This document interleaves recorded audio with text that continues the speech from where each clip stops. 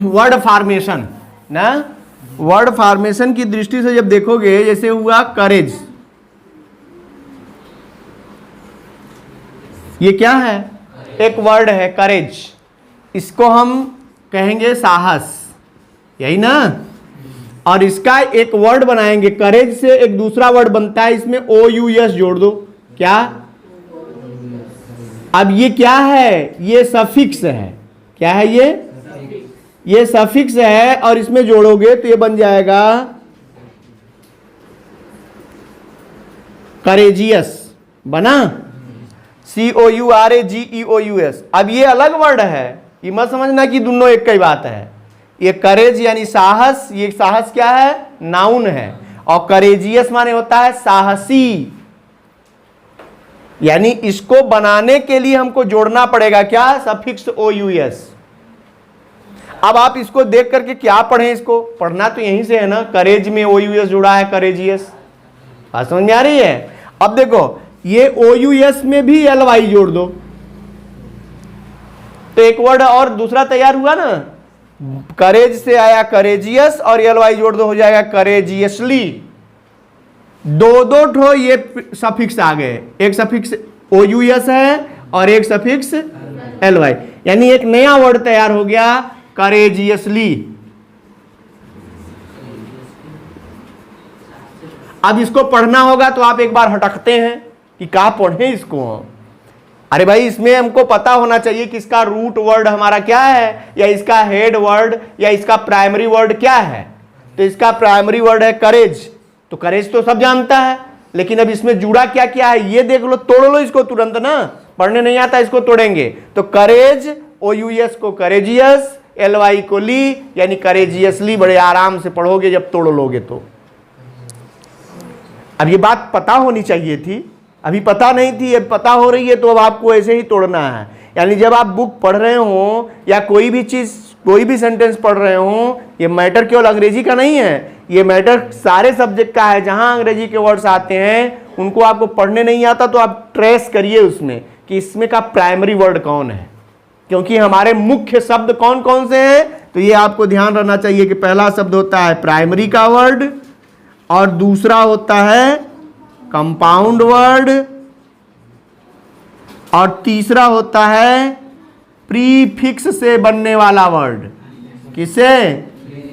और चौथा होता है सफिक्स से बनने वाला वर्ड। ये चार तरह के फॉर्मेशन है किसके? वर्ड के, शब्द के। शब्द निर्माण के लिए या तो वो प्राइमरी वर्ड होगा, या तो वो कंपाउंड वर्ड होगा, या तो वो प्रीफिक्स यानी प्राथमिक शब्द पहले जोड़कर बना हुआ शब्द होगा, या सफिक्स यानी बाद में जुड़ा हुआ होगा। पहले भी जुड़ा हो सकता है, ऐसे बहुत सारे वर्ड्स होते हैं। जैसे पहले जुड़ने वाले वर्ड कौन कौन से हैं, प्रीफिक्स कौन कौन से हैं?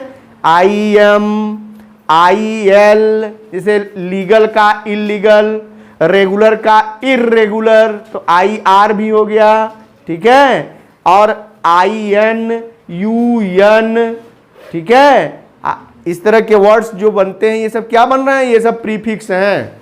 और सफिक्स के रूप में क्या आता है? जैसे स्टेट में जोड़ दो स्टेटमेंट, MENT, ठीक है, या TION जुड़कर बनता है, जैसे वो इन्फॉर्म और इंफॉर्मेशन बना। या अभी बताया मैंने जो है ये OUS जुड़ रहा है, या जैसे ब्यूटी एक शब्द लो, जैसे क्या? Beauty, BEAUTY। अब देखो ब्यूटी क्या है? ये नाउन है। ब्यूटी में FUL जोड़ो, क्या हो जाएगा? BEAUTIFUL। और ब्यूटीफुल में ही क्या जोड़ देते हैं? LY जोड़ दो, तो क्या हो जाएगा?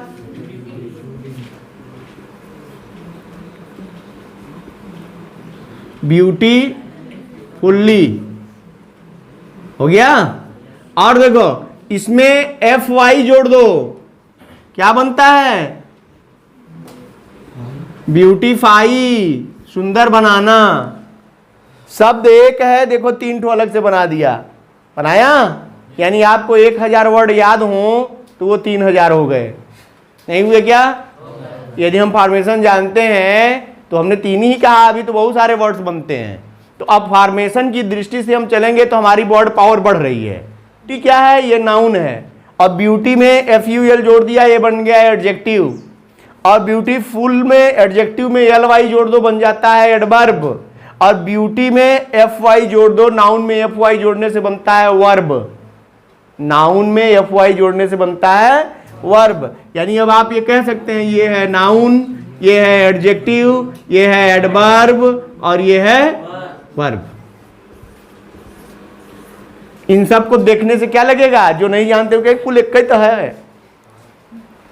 कुल क्या है, सुंदर वाला, कुल, हाँ सब सुंदर वाला है, ये है।